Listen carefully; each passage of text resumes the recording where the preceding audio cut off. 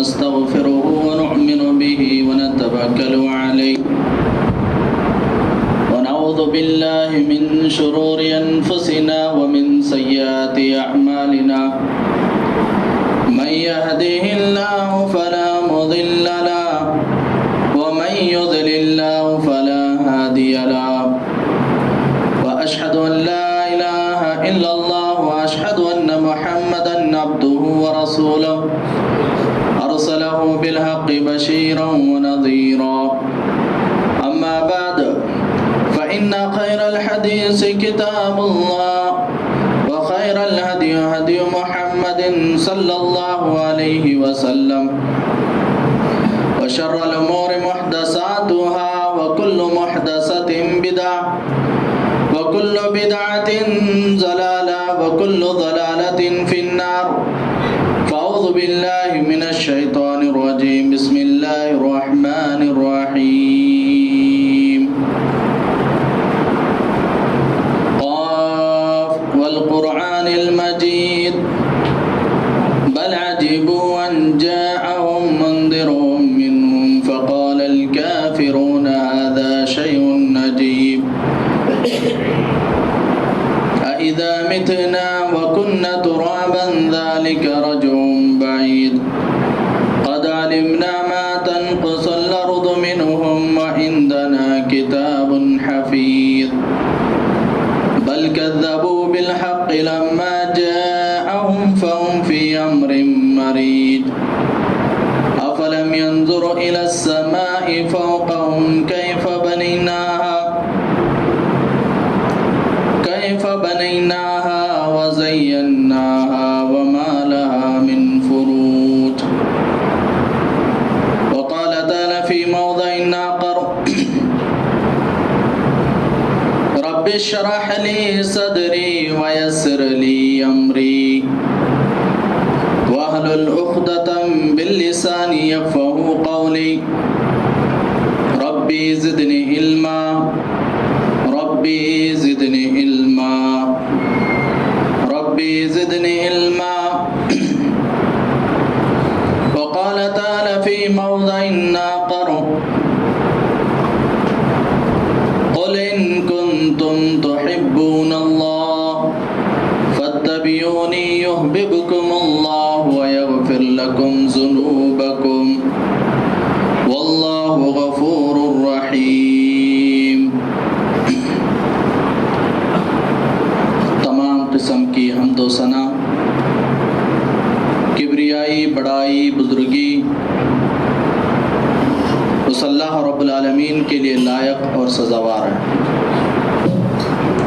جو کائنات کا پالنے والا پرورش کرنے والا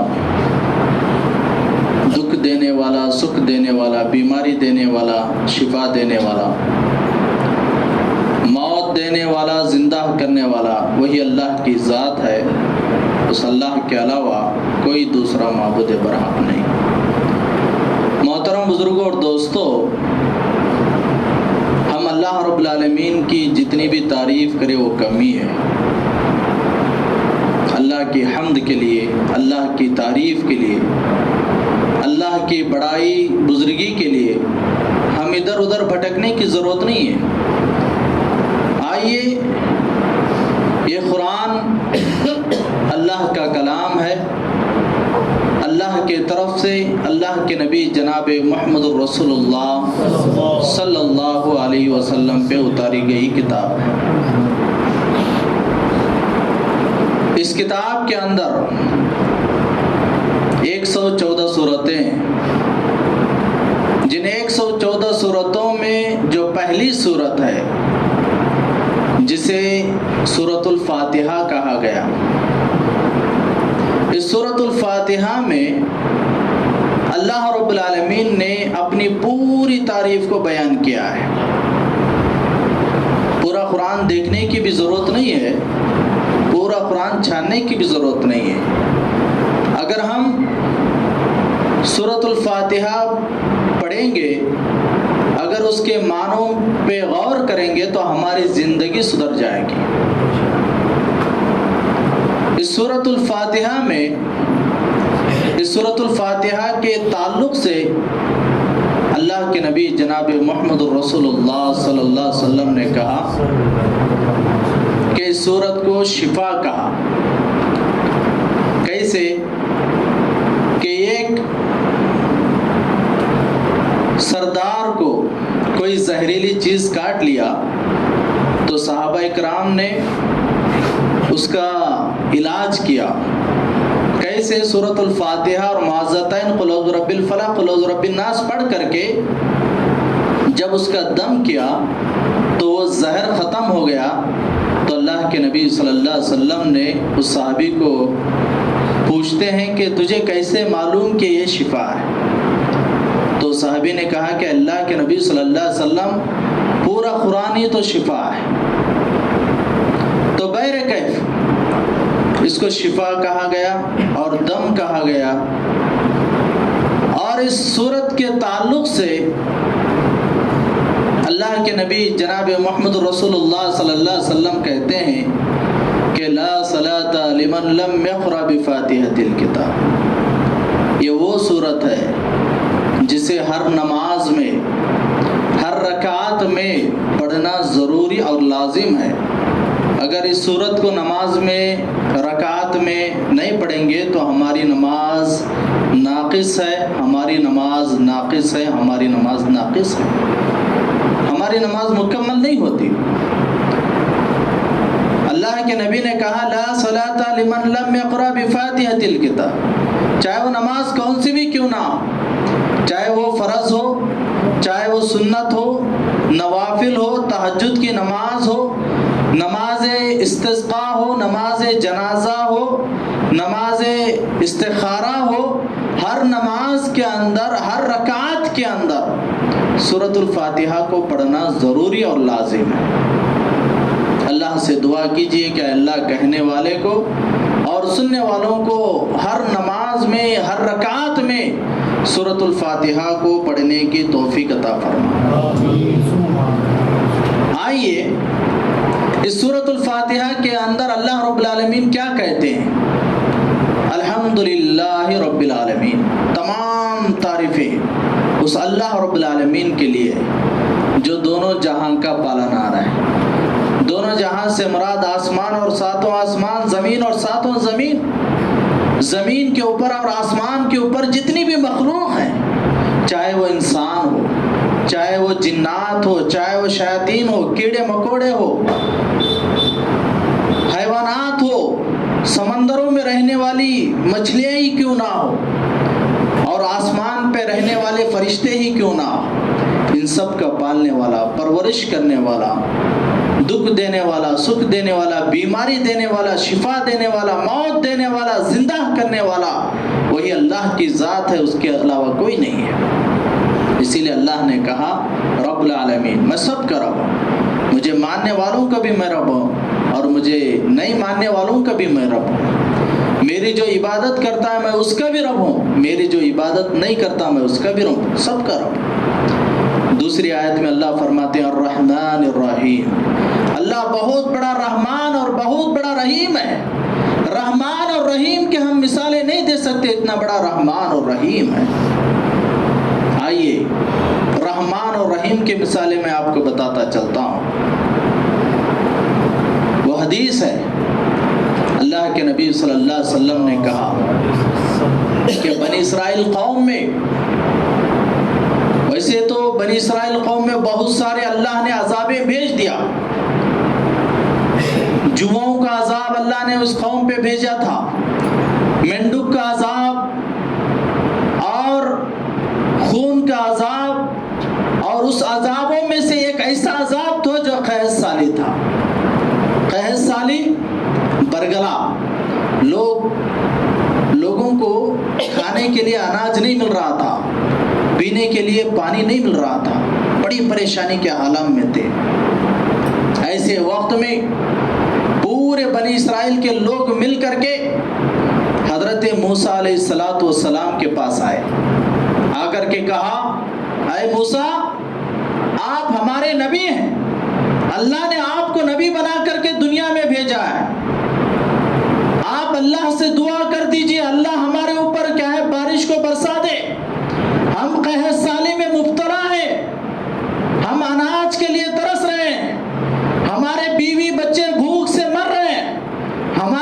جانور پیاس سے مر رہے ہیں، اے اللہ کے نبی آپ اللہ سے دعا کر دیجئے اللہ ہمارے اوپر بارش کو برسا دے۔ حضرت موسیٰ علیہ السلام نے اللہ رب العالمین کے سامنے ہاتھ اٹھا کر کے دعا کرتے ہیں، کہتے ہیں کہ اے اللہ تیری برکتیں تیری رحمتیں ہمارے اوپر نازل کر دے۔ تو اس وقت اللہ نے کہا کہ اے موسیٰ تم اور تمہاری قوم کے لوگ مل کر کے ایک جنگل جا کر کے دعا کرو۔ حضرت موسیٰ علیہ السلام نے پوری لشکر کو لے کر کے پوری قوم کو لے کر کے ایک جنگل جا کر کے دعا کرتے ہیں، کہتے ہیں کہ اے پروردگار تیری رحمتیں تیری برکتیں نازل کر دے۔ غور کرنا میرے بھائیوں، یہ بات ہمارے لیے اور آپ کے لیے فٹ ہو سکتی ہے۔ جب حضرت موسیٰ علیہ السلام نے اللہ رب العالمین سے ہاتھ اٹھا کر کے دعا کر رہے ہیں، کہہ رہے ہیں کہ اے پروردگار تیری رحمتیں تیری برکتیں ہمارے اوپر نازل کر دے، تو اس وقت اللہ نے کہا کہ اے موسیٰ تمہاری قوم میں تمہاری لشکر میں ایک ایسا آدمی ہے جو 70 سال کا گنہگار ہے، 70 سال کا پاپی ہے، جب تک وہ آدمی باہر نکل کے اپنے گناہوں کی معافی نہیں مانگتا میں بارش کو نہیں برساؤں گا۔ حضرت موسیٰ علیہ السلام پریشان، کہتے ہیں کہ اے پروردگار اتنی بڑی قوم اتنی بڑی لشکر، اس لشکر میں اس ایک آدمی کو میں کیسے پہچانوں، اس ایک آدمی کو میں کیسے تلاش کروں کہ یہ آدمی 70 سال کا گنہگار ہے۔ تو اس وقت اللہ نے کہا کہ اے موسیٰ تم اعلان کر دو، کہو کہ کون ہے جو 70 سال کا گنہگار، جب تک وہ آدمی باہر نکل کے اپنے گناہوں کی معافی نہیں مانگتا اللہ بارش کو نہیں برساتا، تم اعلان کر دو۔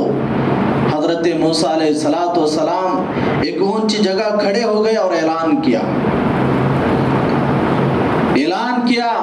کہ کون بھائی 70 سال کا گنہگار، جب تک وہ آدمی باہر نہیں نکلے گا اللہ بارش کو نہیں برسائے گا۔ تو اس وقت یہ بات پہنچتے پہنچتے اس آدمی تک پہنچ گئی۔ غور کرنا میرے بھائیو، جیسا یہ بات پہنچی اور وہ آدمی دل ہی دل میں اللہ سے توبہ کر رہا ہے، وہ آدمی سمجھ گیا کہ میں ہی 70 سال کا گنہگار ہوں، میں ہی 70 سال کا پاپی ہوں، اور وہ آدمی اخلاص سے رو کر کے گڑ گڑا کر کے اللہ سے کہہ رہا ہے کہ اے پروردگار میں ہی 70 سال کا گنہگار ہوں، اگر میں لوگوں کے پاس آ جاؤں لوگوں کے درمیان آ جاؤں تو لوگ مجھے منحوس کہیں گے، لوگ مجھے بدبخت کہیں گے، لوگ مجھے کہیں گے کہ یہ کتنا بڑا بدبخت ہے، اس کی وجہ سے ہمارے بیوی بچے بھوک سے مر گئے، اس کی وجہ سے ہمارے جانور پیاس سے مر گئے، اے اللہ لوگ مجھے لعن طعن کریں گے، لوگ مجھے منحوس کہیں گے۔ اے اللہ میں اخلاص سے دعا کرتا ہوں آئندہ سے کیا میں گناہ نہیں کروں گا۔ جب وہ آدمی اللہ سے توبہ کی اللہ رب العالمین نے بارش کو برسا دیا۔ جیسا بارش اترا حضرت موسیٰ علیہ السلام کہتے ہیں کہ اے پروردگار گنہگار آدمی باہر نہیں آیا، تو بارش کو بھیج دیا۔ تو اس وقت اللہ رب العالمین نے کہا کہ اے موسیٰ دلوں کی بھید کو جاننے والا میں ہوں۔ جب وہ آدمی اخلاص سے رو کر کے گڑ گڑا کر کے جب اس نے توبہ کی میں نے اس کے پورے 70 سال کے گناہوں کو معاف کر دیا، میں نے پورے 70 سال کے گناہوں کو بھی معاف کر دیا۔ تو اس وقت حضرت موسیٰ نے کہا اے اللہ اگر وہ آدمی باہر نہیں نکلتا تو اس کا مجھے دیدار تو کرا دے، وہ آدمی کون ہے مجھے بتا دے۔ تو اس وقت اللہ نے کہا کہ اے موسیٰ میں نے اس کے 70 سال کے گناہوں کو جب وہ آدمی گناہ کر رہا تھا تو میں کیا ہے اسے بچاتا رہا، لوگوں کے پاس میں ظاہر نہیں کیا۔ جب وہ آدمی ولی اللہ بن گیا، جب وہ آدمی میرے سے قریب ہو گیا، جب وہ آدمی مجھ سے مقرب بن گیا، اب میں کیسے بتا سکتا ہوں، میں نے تو اس کے پورے گناہوں کو معاف کر دیا۔ غور کرنا میرے بھائیوں، یہ تھا رحمان اور رحیم۔ اللہ بہت بڑا رحمان اور بہت بڑا رحیم ہے۔ رحمان اور رحیم کی مثالیں ہم نہیں دے سکتے، اتنا بڑا رحمان اور رحیم ہے۔ آئیے، ایک شخص نے 90 پر 9 آدمیوں کو قتل کیا، بنی اسرائیل کا واقعہ ہے۔ ایک شخص نے 90 پر 9 آدمیوں کو قتل کیا، تو قتل کر کے ایک آدمی سے پوچھتا ہے کہ بھائی میں نے 90 پر 9 آدمیوں کو قتل کیا ہوں، کیا اللہ میرے گناہوں کو معاف کرے گا؟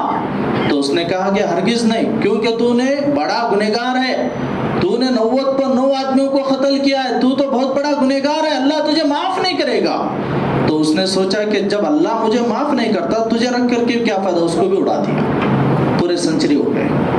اب اس کے بعد پھر اور ایک آدمی کے پاس گیا، جا کر کے پوچھتا ہے کہ میں نے 100 آدمیوں کو قتل کیا ہوں، کیا اللہ میرے گناہوں کو معاف کرے گا؟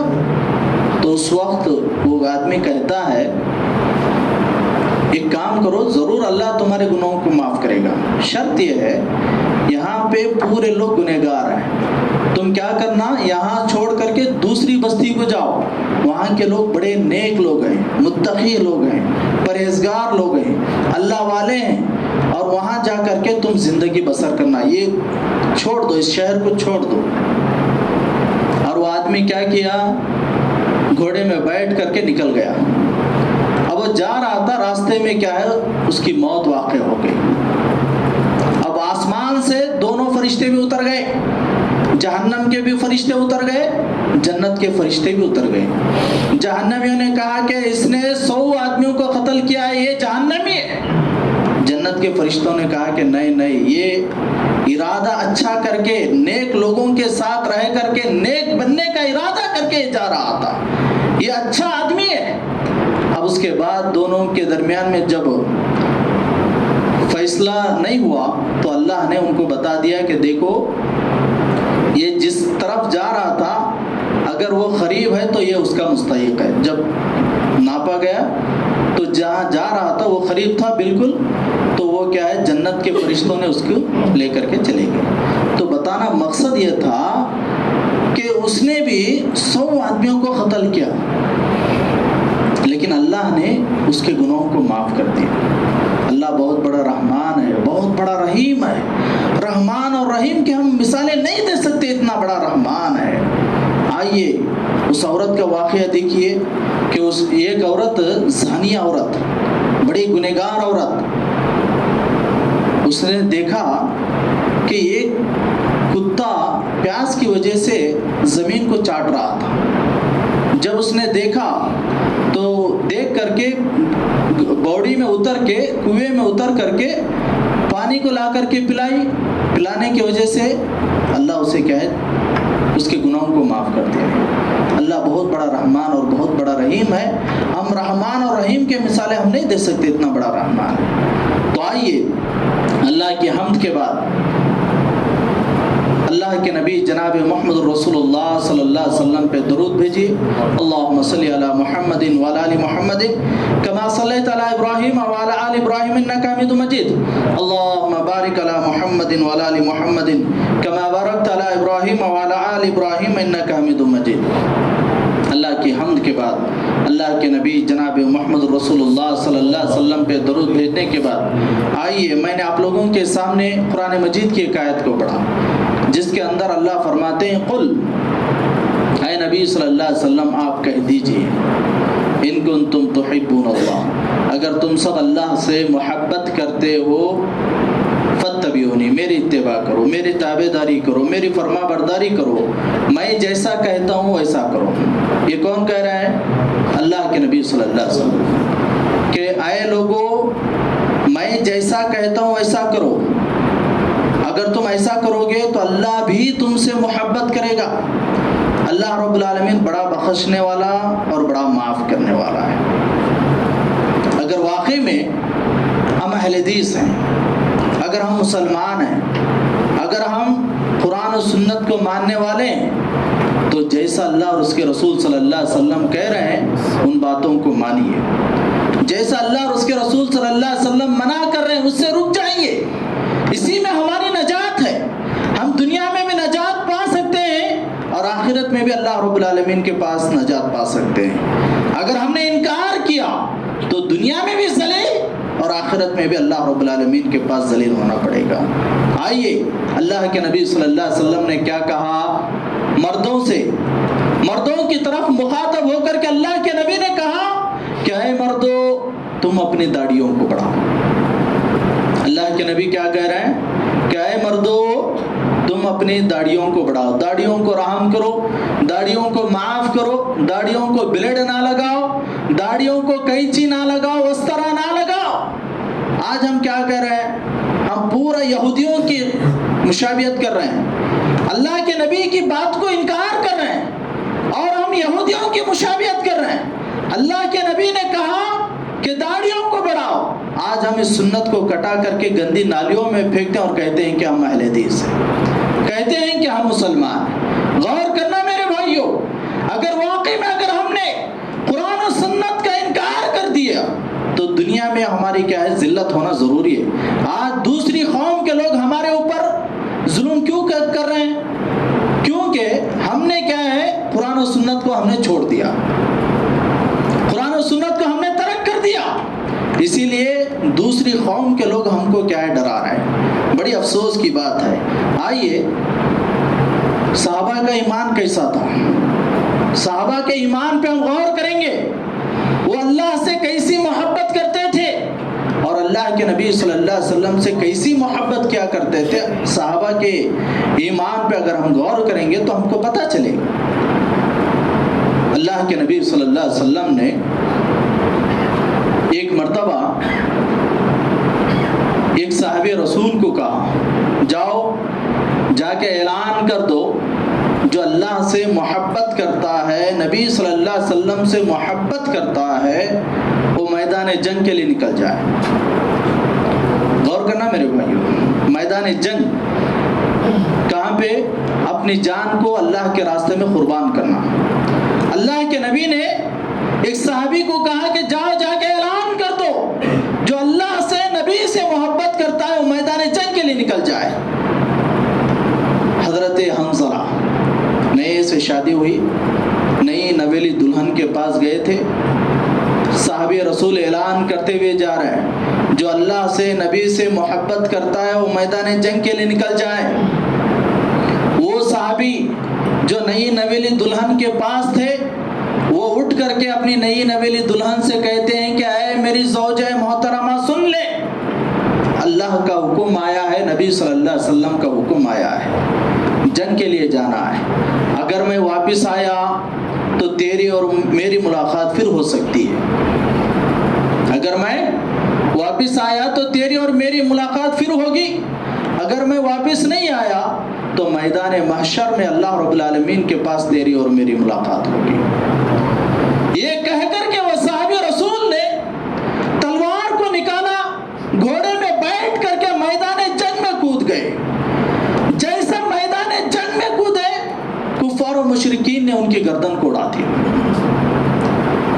اب ان کی جو نئی نویلی دلہن تھی وہ دوڑتے ہوئے اللہ کے نبی صلی اللہ علیہ وسلم کی خدمت میں آئی، آ کر کے کہا اے آقا، اے سردار، اے اللہ کے نبی، آپ کا ساتھی، آپ کا دوست میرے ساتھ تھا، جیسا آپ کا اعلان سنا، اعلان سننے کے بعد غسل کیے بغیر، غسل واجب تھا، غسل کیے بغیر کیا ہے میدان جنگ کے لیے نکل گیا تھا۔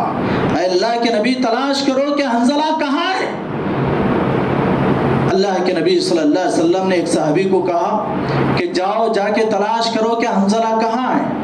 غور کرنا میرے بھائیوں، جب تلاش کیا جاتا ہے تو حضرت حنظلہ کی میت زمین کے اوپر گری ہے، جہاں میت گری ہے وہاں پوری زمین بھیگی ہوئی ہے، پانی کے خطرے گر رہے ہیں۔ اللہ کے نبی صلی اللہ علیہ وسلم نے دیکھا، دیکھ کر کے اس عورت کو بلا کر کے کہتے ہیں اے عورت خوش ہو جا، غم کرنے کی ضرورت نہیں ہے، غم کرنے کی ضرورت نہیں ہے، اور تمہارے شوہر کو غسل دینے کی بھی ضرورت نہیں ہے۔ غسل دینے کے لیے آسمان والے نے آسمان سے 70,000 فرشتوں کو کیا ہے غسل دینے کے لیے بھیجا ہے۔